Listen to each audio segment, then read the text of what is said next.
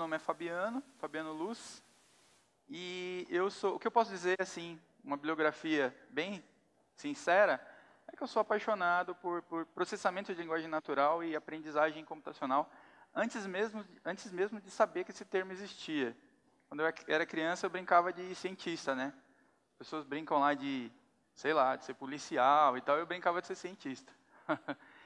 E, embora eu tenha uma formação de doutorado, que é uma formação acadêmica e bem sólida e tal, eu tenho um pé bem firme no mercado já desde 2013, 2014. Porque a ideia de aprendizagem computacional e de processamento de linguagem, ela é muito prática, né? Quando você pensa nisso, você já está pensando nos problemas que envolvem esses conceitos e tudo mais. Hoje eu estou aqui para apresentar para vocês um pouco, uma visão geral mesmo de desafios que a gente encontra no desenvolvimento de agentes virtuais, né? E, bem, depois eu vou falar mais o que é essa história de agente virtual e por que a gente usa esse cara. Mas, no contexto também, usando um pouco das coisas que a gente faz lá na empresa, na Mutante. Para quem não conhece, é uma empresa aí que é expert em experiência para o Customer Experience, né? O termo em inglês, e em aplicação desse know-how de Customer Experience para plataformas digitais. Então, assim, aqui eu tenho uma outline, né? Uma questão burocrática que eu estou apresentando para vocês, sobre o que eu vou falar e tal. E aqui a gente vamos tentar tangenciar o que é esse conceito e o que é esse cara, o chamado agente virtual.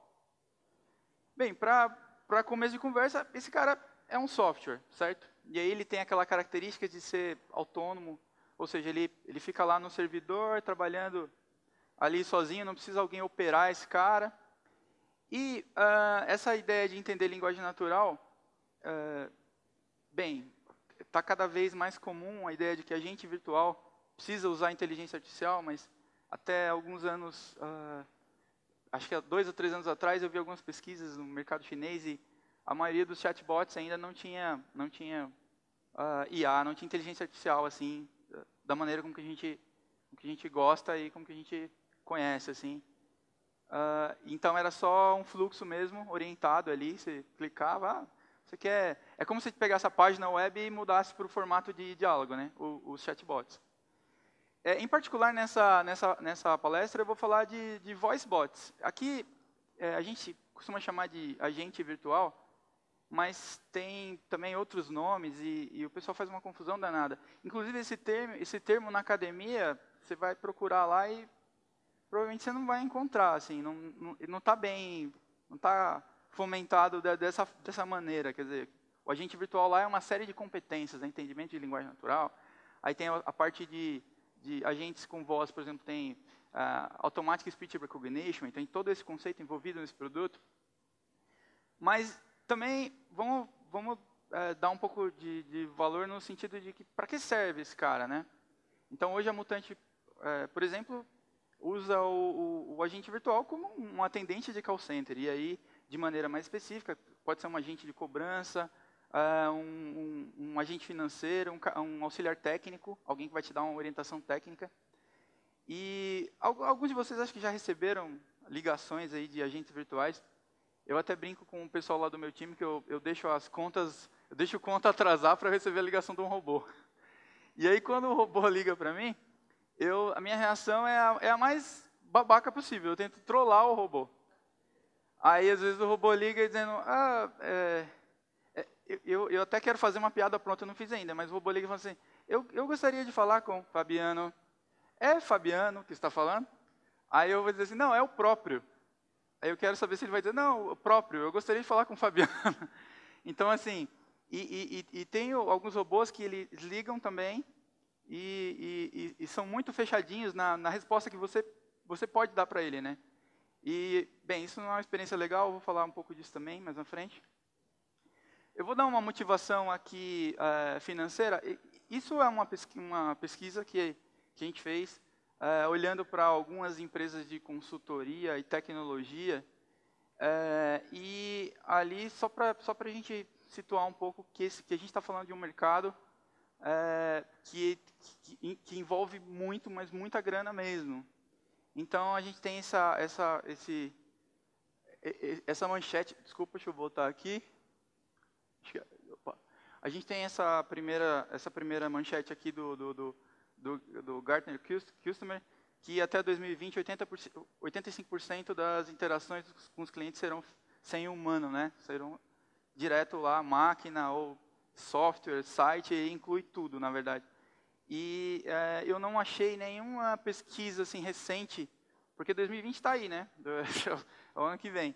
Eu não achei nenhuma pesquisa recente, assim, de fato, validando essa ideia dos 85%, mas é fato e é notável que isso vem aumentando bastante. E aí tem vários outros dados aí. Deixa eu ver se está aqui.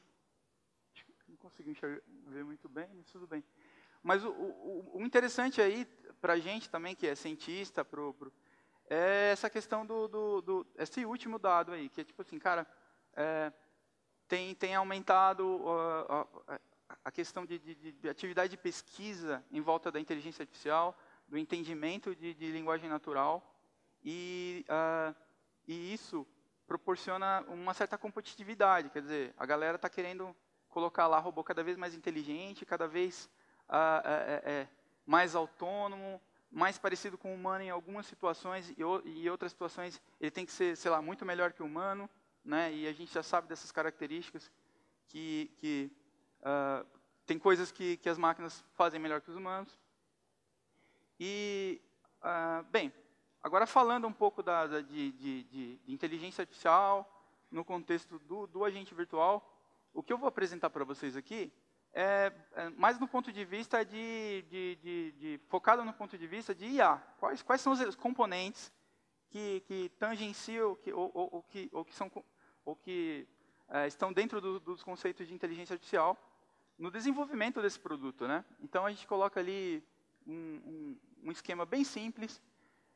E agora, como eu já falei antes, estou falando de voice bots, né? Ou seja, os agentes virtuais que funcionam através da voz. E aqui é uma ilustração onde um cliente, faz uma pergunta, né? Se eu quero aumentar a velocidade da internet. E aí o que a gente captura é o áudio, e aí isso é transcrito, né? E isso vira texto, pode não virar texto, tem umas abordagens que o cientista, que o modelo já tenta classificar diretamente esse áudio, né, transformado ali em espectrograma e tal. Mas o que eu estou mostrando aqui para vocês é um esquema básico de como funciona hoje, por exemplo. O texto é transcrito, e aí eu posso ter um erro, tem uma margem de erro com isso. Depois eu tenho um contexto, né, do diálogo, do robô, e aí vou tentar entender isso e vou tentar entender também que ação que eu preciso fazer. E temos a resposta do robô, a ação e o formato da resposta. Quer dizer, ele vai devolver uma voz sintetizada ali, metalizada e tal. Ele vai devolver, sei lá, um áudio concatenado ali, você vai dar o play, ele vai tocar para o cliente. Bem, aí eu vou falar brevemente de speech to text, porque essa competência é extremamente importante para o desenvolvimento de um agente virtual. No nosso caso, claro, esse é o primeiro passo, e é onde eu vou pegar o que o cara acabou de falar e vou transformar isso num texto bonitinho, né, onde eu vou depois processar no meu modelo. Mas o que acontece? No cenário ideal para as ferramentas de speech to text, a qualidade do áudio, por exemplo, a qualidade padrão do áudio do seu computador é de 16 kHz. 16 kHz implica na quantidade de amostragem, a quantidade de amostragem de onda que eu tenho, né? E 16 bits, que é como eu vou armazenar isso, como eu vou guardar isso no meu computador. E a gente tem feito vários estudos, inclusive de vários fornecedores. Existe uma medida chamada Word Error Rate, que é uma das medidas mais clássicas utilizadas aí para medir se o seu transcritor está conseguindo transcrever bonitinho ou não. E a gente tem aí de 6 a 10%, isso aí não é de uma ferramenta específica, foi que pegou ali os principais fornecedores e tal. E também falando de um cenário ideal, nós esperamos que quando essa transcrição ocorre, você está num ambiente que não tem tanto barulho, né? Ou pelo menos que tem pouco ruído. Agora, num ambiente de telefonia, essa coisa muda, né? Você tem, por exemplo, 8 kHz e também você tem 8 bits. Você diminui consideravelmente o tamanho das amostras aí. E aí o cara pode estar ligando desde um apartamento assim, bem silencioso, ou pode estar ligando do estádio de futebol, sei lá. Pode estar ligando um lugar onde está acontecendo muito barulho ao mesmo tempo. E a gente tem feito alguns estudos e tem conseguido tem obtido como resultado um R de 15 a 20%, que a gente acredita ser bastante alto, né? Já pensou se você já começa um robô dizendo, cara, 20% desse entendimento eu já não vou ter. E a questão de instabilidade de sinal de telefonia também, você está passando um lugar, cai o sinal, e isso, quando a gente está pegando esse áudio, a gente consegue sentir tudo isso. Aí é o seguinte, ó, eu até coloquei uma coisa aqui para animar, mas é assim, dado todo esse contexto, o que a gente tem feito hoje, basicamente, é tentar trabalhar dentro de um ambiente, de um domínio, né? E aí o SCT também precisa se adequar a esse domínio. Então, o uso de um vocabulário controlado costuma minimizar bastante esses erros de SCT. Treinamento personalizado também, e alguns modelos proporcionam, alguns modelos é possível fazer isso. Você pegar o áudio ali que você está usando, tal, de 8, ir lá e retreinar e tentar dar uma tunada para o seu ambiente, né? E também tem uma outra linha que talvez essa seja mais arriscada, mas também tenho visto alguns experimentos que funcionam, que é você tentar dar uma refatorada depois nessa transcrição usando um modelo de linguagem dentro do seu domínio. Agora, o que as pessoas fazem hoje muito é o robô Padre Marcelo Rossi. E é até engraçado isso, porque não sei quem conhece aqui o Padre Marcelo Rossi, foi um padre aí pop, que ele gravava o CD, as músicas dele era assim, ele falava primeiro e depois cantava. Então você era uma legenda, era o áudio uma coisa bem maluca. Então o robô vai dizer assim, vocês vão entender. Não entendi o que você falou, mas faz o seguinte, para sim, fale sim. Para não, fale não. E para outro assunto, fale outro assunto. Então, tipo assim, você está amarrando completamente a conversa, né, dentro de um... do ponto de vista de experiência, é muito ruim. Nossa, que robô retardado, para sim, fale sim. Mas se você resolver o seu problema, a gente não aconselha fazer desse jeito, até porque a gente está muito levando em consideração a ideia da experiência mesmo do cliente. Mas uma galera faz, se isso vai continuar, eu não sei. Provável que não, porque é muito ruim mesmo. A ideia primeiro a gente falou lá do STT, né, que era um pedacinho, o primeiro pedaço. E aí, depois que isso foi transcrito, foi transcrito e de uma maneira interessante, a gente precisa contextualizar o robô. O que é contextualizar? Cara, quem que é esse robô? Ele tem uma personalidade, quer dizer, eu não posso falar com um robô que ele tem um comportamento um dia, outro dia ele tem outro comportamento, que ele é esquizofrênico, né? Ou então que ele fala, na mesma hora que ele fala gíria, ele começa a falar hermético, não sei o quê, blá, blá, blá, e está falando... Então, uma das coisas que a gente toma muito cuidado cara, monta uma personalidade para esse robô. Esse robô, ele tem tantos anos, ele pensa assim, e a ideia também do contextualizar e de entender é assim, cara, o que esse robô falou agora, e para qual cliente, quer dizer, tem o perfil do cliente, isso é importante para o meu negócio? Então, acho que essas coisas é legal levantar e é legal entender todos esses aspectos. E falando de entendimento, agora, talvez a parte que eu vá mais falar, sim, porque isso, inclusive, foi objeto de estudo do meu doutorado, esse quarto item aí que vocês estão vendo, que é Semantic Parsing. Mas, falando de entendimento de uma maneira geral, a gente está pensando nos algoritmos e em como a gente consegue entender as pessoas, né? Dado que a transcrição está ali bonitinha, e o que eu vou fazer agora, né? E aí tem várias coisas, eu destaquei classificação, esse semantic parsing, que eu não gosto de traduzir, porque aí vira análise semântica, e aí vira uma coisa muito geral para o português. E, bem, não é essa a ideia. E embaixo o reconhecimento de entidades também, que é um outro conceito, né, dentro de inteligência artificial e que a gente costuma utilizar. Primeiro, falando de como o robô vai entender as pessoas. É bem comum isso, e quer dizer, tem várias ferramentas do mercado que traz esse paradigma em classificar texto, certo? Eu, como cientista de processamento de linguagem natural, e eu sei que classificar texto, por vezes, é muito raso, mas por vezes é a coisa mais prática e que dá menos trabalho que você consegue fazer. Então, só para você ter uma ideia, vamos passar aqui no caso onde o cara fala quais são os filmes dirigidos por Martin Scorsese, eu acho que é assim que fala. E aí eu tenho um modelo, eu tenho vários exemplos, né, que é esse meu conjunto X aí. E eu tenho um modelo, que nesse caso é um classificador baseado em RNN, rede neural recorrente. E eu tenho uma categoria, né? Eu quero associar esse cara a essa categoria. Então, basicamente, esse entendimento por classificação é assim. E aí você pode tanto granularizar, a ideia da modelagem, tipo, eu quero saber quais são os filmes de terror. Aí você pode criar uma categoria, consultar filme de terror.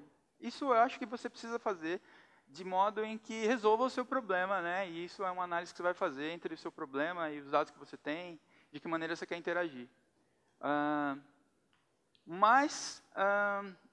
Eu vou falar agora também do reconhecedor de identidade nomeada. Por exemplo, se você precisar extrair ali dentro o nome do diretor, né, que é o caso, foi o caso da pergunta, também você vai treinar o seu modelo de extração de entidades nomeadas. Aqui, você pode pensar que que essa saída é uma lista, e essa lista é uma lista de entidades que foram encontradas dentro dessa frase.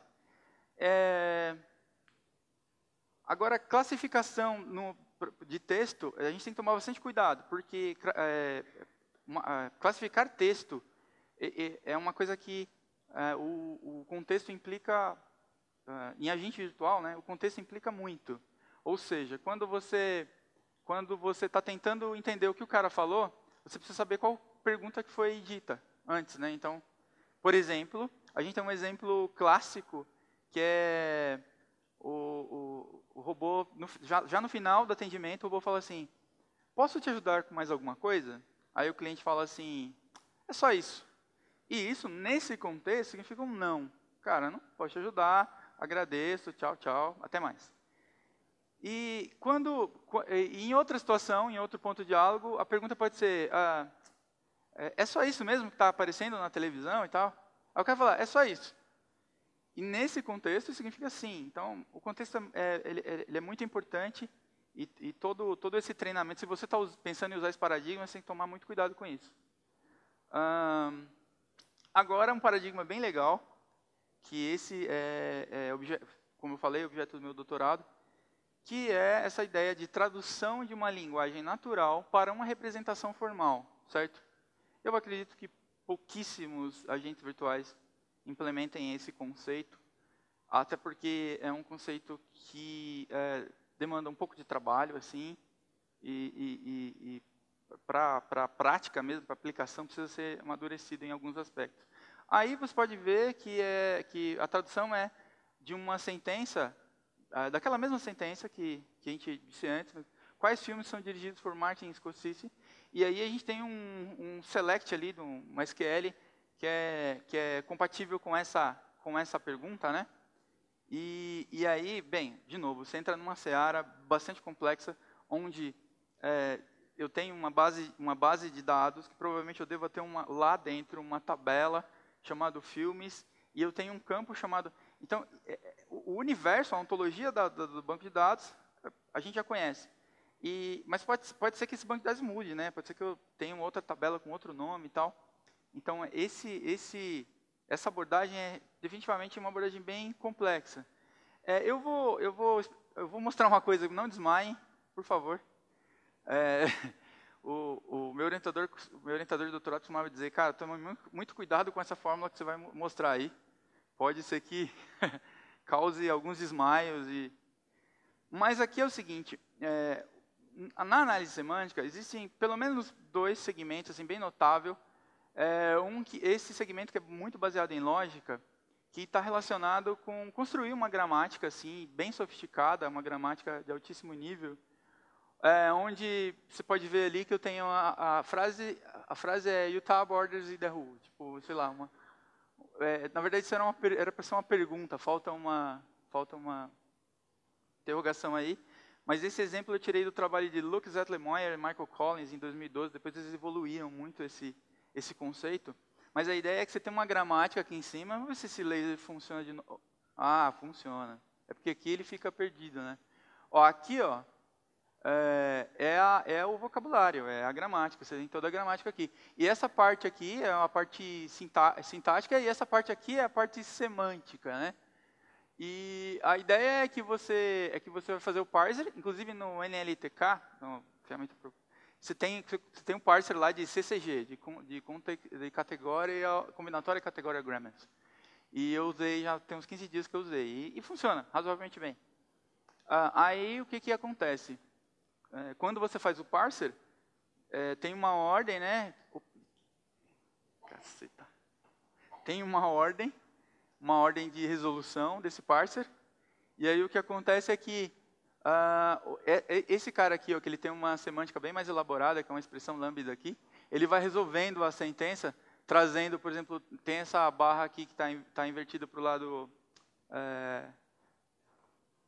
direito. E aí, ele vai resolvendo, ele traz esses elementos aqui, CNP aqui para dentro, e vai. No final ele tem uma função, que é do tipo, função faz vizinhança, ou alguma coisa assim. Aí ele checa se Utah faz vizinhança com Idaho. Eu confesso que essa abordagem ela é muito bonita, ela é sofisticadíssima, assim, interessante. Mas para o mundo real eu acho que dá muitas merdas aí, dá muita coisa ruim. Desculpe o meu vocabulário. Essa abordagem é uma abordagem que já inclusive, foi essa abordagem que eu usei no doutorado. Ela é uma abordagem muito legal. Por quê?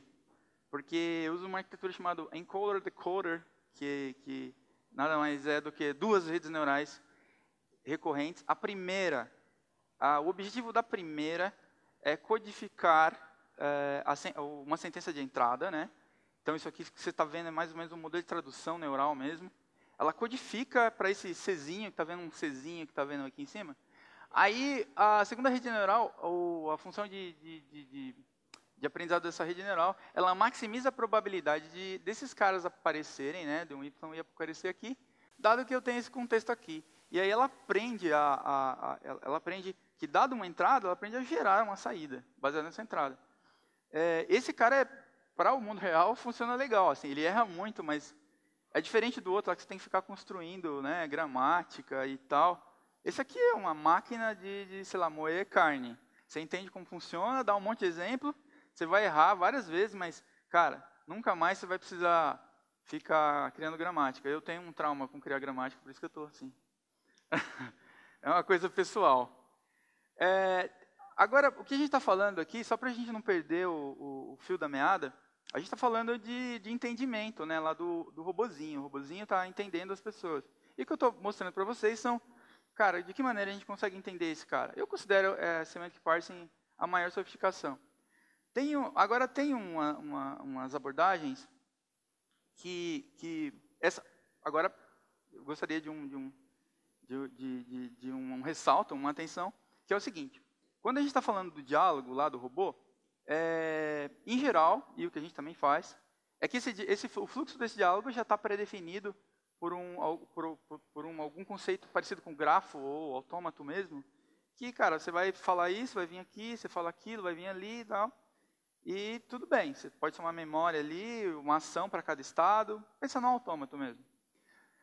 Só que essa abordagem de entendimento, o Dialogue Learning, que também esse conceito foi usado num estudo ou num produto agora do Google chamado Duplex, que acho que alguns de vocês já viram, que é o robô lá que marca um atendimento lá para cabeleireiro, eu não lembro direito, mas é legal, eu gostei. Nesse caso, a gente aplica a ideia do machine learning para aprender o diálogo inteiro. Então assim, cara, não quero saber de foda-se grafo e autômato, não quero saber, eu quero aprender o diálogo e aí o meu input vai ser diálogos. Meu robô vai aprender a se comportar de acordo com esses diálogos.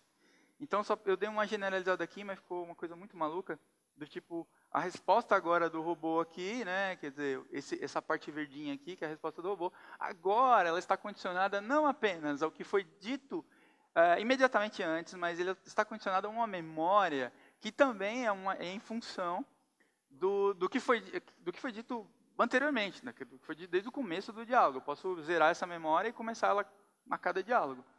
Esse é um modelo bastante complexo, assim, a gente faz em laboratório lá, às vezes dá certo, fica bem legal, mas com um diálogo assim complexo se perde mesmo e fica legal também, porque o robô fica maluco e eu me divirto bastante. Tudo bem, agora vocês podem respirar um pouco, a gente sai um pouco desse clima pesado de semantic parsing, de gramáticas e redes neurais recorrentes. E a gente está falando daquela parte onde o agente virtual já entendeu o que o cara falou. Mas o que eu vou fazer agora? Bem, aí a gente pontua, né? Só faz uns bullets ali, bullets para a gente dizer, cara, isso vai depender do modelo de negócio do cara, né? Então, e como fazer isso também vai depender do persona, o que ele vai falar, o que ele não vai falar. E também tem aquela ideia do objetivo, né? Todo diálogo ele tem um objetivo. Para a gente virtual não é diferente isso. Ele tem que ter um objetivo bem definido ali, né? E também tem uma coisa bem legal, que é assim, usando a inteligência artificial, para você entender o perfil do cliente, o que ele fez antes, e tentar transformar isso em informação útil para você, como você vai agir e tal. Se o seu cliente, sei lá, já ligou várias vezes falando que, estou com um problema aqui e tal, e o robô entendeu e quer tentar resolver esse problema, fala, cara, esse cliente já ligou várias vezes com esse mesmo problema, faz o seguinte, transfere ele, porque você não vai conseguir resolver, robô, você vai deixar mais... Então, essa ideia de você entender também o contexto da jornada do cliente é extremamente útil e crucial, assim, para a gente ter uma boa experiência. E também tem outros detalhes, né, que tipo, sentimento do cliente, será que o cliente está com muita raiva nessa hora? O cliente, sentimento do robô também, isso tem que levar em consideração. E a parte da resposta. A parte da resposta, falei sentimento do robô e dei risada, mas a ideia é o seguinte, a ideia é que tem também o lado onde o cliente ele ofende o robô, sei lá, e aí o robô já está numa situação onde ele precisa se comportar de uma maneira coerente com o que está acontecendo. Às vezes o cara está bravo pra caramba lá, e não sei o que, blá, blá, e o robô, aguarde só um pouquinho, e não sei o que. Então, assim, às vezes quando você está bravo, você não quer uma pessoa que está dormindo falando com você. Você quer, não, pode ficar tranquilo que a gente já vai agilizar isso para você e tal. E então essa ideia do sentimento do robô também é importante. E legal, aí eu voltei e falei. E a resposta, quer dizer, como que a gente vai responder isso agora? Também é uma coisa importante, e não vou falar tantos detalhes sobre a questão da resposta. Vamos falar aqui um pouco de como avaliar tudo isso, se está sendo legal, se o seu robô está fazendo o papel dele, se ele é um professor e está conseguindo educar a galera, se ele é um atendente call center e está conseguindo fazer retenção, né? Então, a gente já viu ali que o WHERE, o STT, a gente tem essa medida que é o WHERE, que é bastante confiável, que é legal você entender o que está acontecendo com as suas transcrições. E, de novo, com classificação, ou com semantic parsing, ou com... tem várias métricas que você precisa olhar, precisa entender, né? Precisão, cobertura, e aí associar isso também com a efetividade, quer dizer, quanto está retendo de fato, e com a experiência do cliente. Quer dizer, tem várias técnicas, eu não vou falar tão detalhadamente cada uma delas, por uma questão de tempo, sobre medir engajamento, né? E tem a medida lá de experiência do cliente, que é clássica, que é o NPS. Então, a gente precisa estar olhando para esses caras e, de certa maneira, deixa eu só passar uns slides aqui. Aqui, por exemplo, um exemplo, uma visão, né, no contexto de entendimento de linguagem. E tem ali um relatóriozinho, esse do lado esquerdo aqui, tipo de melhoria contínua, aí tem os períodos, quanto que a gente estava acertando, para quanto que a gente está acertando agora. E aí, do outro lado, uma visão mais dentro dessa análise, que é, cara, o que de fato você errou, porque é uma matriz de confusão, né? Aí mostra o que é falso positivo, o que é falso negativo, e uma série de outras medidas, que é muito importante, e que você, como ou gestor desse produto, agente virtual, ou desenvolvedor do produto, precisa entender e precisa dar total atenção. Aqui também é uma foto por exemplo, se você estiver usando classificação, é muito comum, ou qualquer outro método supervisionado, né? E é muito comum você ter lá um corpus de texto em que ou tem as suas categorias que você quer entender lá dentro e tal, e você precisa também entender, tipo, cara, essa categoria A, ela tem mais exemplos que a categoria B, isso está influenciando. Todos esses dados eu obtive do mundo real, que o pessoal tem uma mania muito ruim, e às vezes inevitável, de começar um robô com dados artificiais mesmo. Porque imagina que, para identificar o problema, tudo bem, você consegue pegar isso lá do seu atendente do call center e tal, e mesmo assim você tem que tomar cuidado com o contexto, quer dizer, o que o cara perguntou. Né? Aí o cara falou isso, beleza. Agora, para um fluxo do robô que não existia antes no humano, ou sei lá, o que foi bem modificado, a primeira coisa que vai acontecer é que as pessoas que fazem o QA, né, analisar a qualidade e tal, e erro, vão testar e aí, a partir desse teste, vão gerando insumos. E são insumos artificiais. Muitas vezes não é legal você gerar muito insumo artificial para a sua base do robô, que pode dar uns certos problemas. Essa visão aqui é uma visão também mais geral a respeito do agente virtual, né? Uma visão onde você tem ali, em termos volumétricos, tipo quantas pessoas ligaram, quantas pessoas seguiram o fluxo A, B, C, e é legal, com essa visão, você pode encontrar alguns gargalos, né? Cara, tem muita gente indo para transferência nesse ponto, por que será? Então, também um tipo de visão, um tipo de relatório interessante para você evoluir o seu robô. Aí só um resuminho dos nossos cases lá, a gente trabalha com telecomunicações, TV por assinatura, seguradora, e a gente tem 6 operações, certo? E essas operações, elas geram mais de 900 mil ligações no mês, e aí cada ligação tem uma média de 4 ou 5 interações, né, com o robô. Isso deve levar na casa de 3 ou 4 milhões de interações. E a gente também compreende mais de 200 assuntos diferentes, e a gente tem caminhado, somando os erros de STT e os erros de NLP, com cerca de 80% de entendimento, certo? Aí uma pergunta, quer dizer, o que a gente espera para o futuro desses agentes? Eu acho que é muito importante você pensar na tecnologia como meio, né? Então, quando você olha para o agente virtual, o que ele está fazendo ali? Cara, ele está ali porque tem muita gente que não gosta de ficar teclando a URA lá. Então, o cliente está tentando resolver um problema. E o agente virtual é o melhor caminho para isso? Cara, é um caminho interessante e que tem se mostrado, com aqueles dados que eu mostrei inicialmente, bastante promissor. E essa questão do dialogue learning, que eu já até falei, ela precisa evoluir mais, ela está evoluindo bastante. Tem outras coisas bem interessantes em IA, que é tipo Deep Reinforcement Learning, misturado com processamento de linguagem natural, com robô e tal, que traz para um outro patamar, um patamar bem mais interessante para os robôs. Tem também aí, eu coloquei Imitation Learning, mas eu não sei de nenhum trabalho sério onde você faz o cruzamento desses dois conceitos, né? Imitation Learning com entendimento, com robô e tal. Mas eu tenho visto que esse conceito tem evoluído bastante e pode ser um conceito bem legal para usar com agentes virtuais.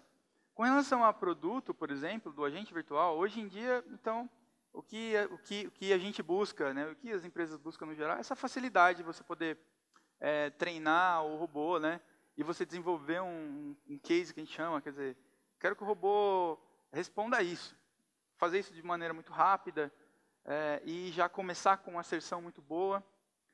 E também a ideia desses agentes virtuais que eles estão indo para os corpos físicos, por exemplo, Alexa, Google Home, aí tem uma meia dúzia aí.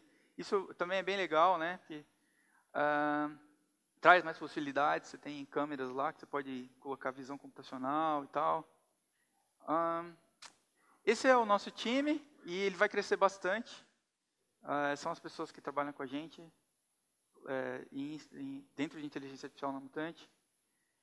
Aqui algumas referências assim das matérias de revistas especializadas, empresas e tal que eu tirei. E esse é o final. Muito obrigado.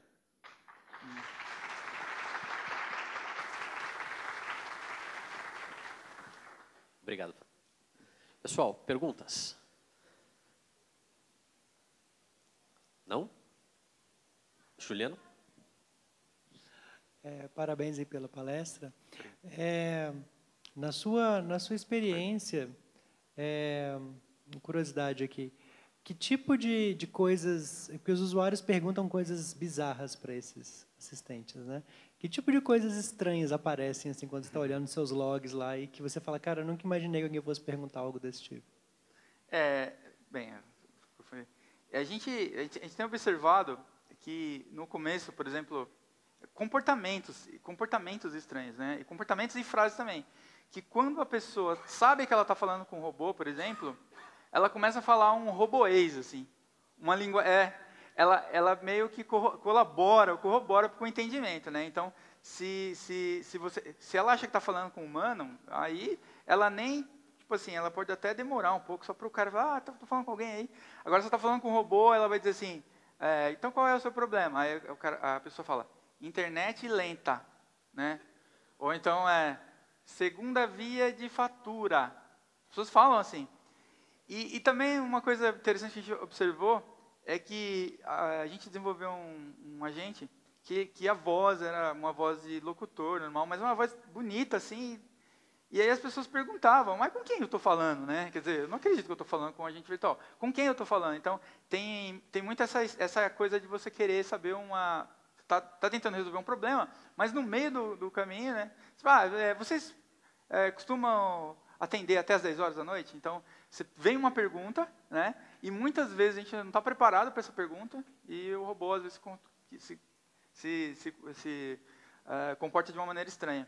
Mas tem sim essa coisa de perguntar sobre a vida, sobre quem é, sobre quem não é, e tem o roboês, que isso é fato. Obrigado.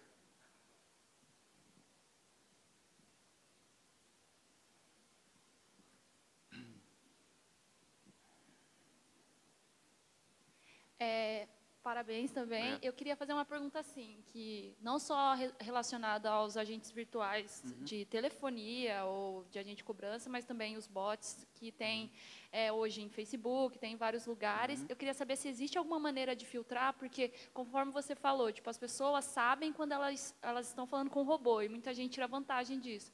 Teve o problema lá do robô que eles tentaram colocar no Twitter, ele acabou virando racista ou nazista. Então, tipo, muita gente faz isso por maldade mesmo. E eu queria saber se já existe ou se tem estudos para começar a filtrar quando a conversa vai levar para um rumo que realmente faz sentido, para um objetivo, ou se é uma pessoa só brincando com o robô ou fazendo alguma zoeira, alguma coisa assim. Eu costumo dizer que a área de linguagem, sistema de linguagem natural, aí falando do entendimento, né? Você está entendendo o contexto, o que está sendo feito naquela hora, se é uma brincadeira, se é um sarcasmo. É uma área extremamente complexa, assim. E é bom que é complexo, né? Porque senão eu não teria feito um doutorado para pesquisar sobre isso. Eu acredito que tem coisas da linguagem que a gente, que matematicamente falando, não tem como estruturar. Ou seja, detectar um sarcasmo só com texto, sem imagem, sem uma memória, é impossível. Eu diria que é impossível. Porque a linguagem ela é ambígua por natureza. Ela é ambígua por natureza, certo? Então, eu acredito que, a partir do momento em que... Você fez uma pergunta assim, bem específica, mas eu vou tentar juntar alguns fatos e tentar te dar uma melhor resposta que eu puder. A partir do momento em que a gente tem um entendimento mais dentro de um contexto, e aí, se é um robô que está respondendo, que você está ali falando com o cliente, só que ele não tem informações sobre neologismo, sobre fake news, sobre a realidade, sobre o que está acontecendo, é possível que ele seja facilmente trollado, e aí em qualquer aspecto. Eu acho que, a partir do momento que a inteligência do robô, de entendimento das coisas do robô, transcender só o contexto em que ele está, mas também o contexto social, ou o contexto... E aí a gente vai começar a entender mais, e provavelmente a gente vai ter... eu poderia dizer para você, não, coloca ali um classificador, ou um negócio que pega a frase e... Não, essa frase aqui tem alta probabilidade de ser uma frase racista ou um fake news. Fake news aí ferrou mesmo, né? Mas, por exemplo, uma frase racista. Cara, isso poderia funcionar algumas vezes, mas de longe isso seria uma solução efetiva, porque tem o racismo, mas tem 300 tipos de racismo, então... Sei lá, se você vai ficar a vida inteira tentando alimentar essa base, aí vai surgir, por exemplo, uma situação nova, que é o que eu chamei de neologismo. Então, Lava Jato hoje significa alguma coisa. Há 5 anos, 10 anos atrás, 15 anos atrás, significava outra coisa totalmente diferente. Então, a linguagem é dinâmica, o significado das coisas e a ontologia do mundo é dinâmica, e a gente não... Em termos de linguagem, a gente não está preparado para entender essas coisas. Eu acho que a gente vai continuar tendo esse problema enquanto a gente não tiver um salto aí de entendimento. Então, Fabiano, parabéns, cara. Eu nem esperava ver essas propostas que você me deu aí, no caso. Obrigado. Quando eu estava desenvolvendo o meu TCC, eu sou formado em Ciência da Computação e estou mestrando na parte de agentes. E... O meu primeiro TCC eu ia usar agentes para minerar acórdons, que tem formatação fixa, né? Certo. Estrutura, só que, uma estrutura. Isso. Só que dentro da posição lá do pessoal que desenvolve lá, tal, eu teria que desenvolver, eu precisava de um mestrado em, tipo, um dicionário enorme, porque tinha muitos termos jurídicos ali dentro, né? E eu não teria como minerar, e precisava de uma mineração de texto, e para isso eu precisava desse dicionário. Você acha que essa proposta que você deu aí de semântica, essa formulinha que você tinha mostrado ali, ela serviria para isso? O que a gente fez ali, eu mostrei 2 abordagens, né? Uma usando gramática e a outra usando... cara, eu acredito que quando você usa a primeira abordagem, que é a abordagem de cima, que você usa gramáticas categóricas combinatórias, essa gramática ela é bem trabalhosa e vai dar na mesma de que você ter que descobrir um dicionário, certo? Agora, aprendizado não supervisionado, quer dizer, eu não vou precisar marcar, com o processamento de linguagem natural, não é uma coisa tão simples. Eu tenho estudado um pouco de representação de palavras por projeção vetorial, né? E aí, tanto no contexto global, sei lá, você pega o texto da Wikipedia e começa a projetar esses caras dentro de um espaço vetorial, e aí você consegue capturar uma certa semântica, que na verdade é a semântica de concorrência, mas você também consegue capturar alguns outros aspectos linguísticos, né, de flexão verbal, operação e um monte de coisa. O que eu aconselharia se eu fosse teu orientador? Eu dizer, cara, tenta fazer projeção de corpos do contexto jurídico, domínio jurídico, e tenta criar um dicionário não supervisionado no termo, cara, essa palavra parece muito com essa, ou substitui essa, é antônimo ou sinônimo, que tem uma significância mais rasa, mas eu acho que é o máximo que você vai conseguir fazer, assim, a priori, né? Porque essa coisa de aprender um dicionário, por exemplo, E tem áreas de IA, isso, né? Ontology Learning e tal. É uma coisa também muito complexa. Por isso que eu adoro essa área, porque tem um monte de problema e a maioria deles não foi resolvido. Então, é fantástico, né? Para quem quer estudar, eu acho incrível.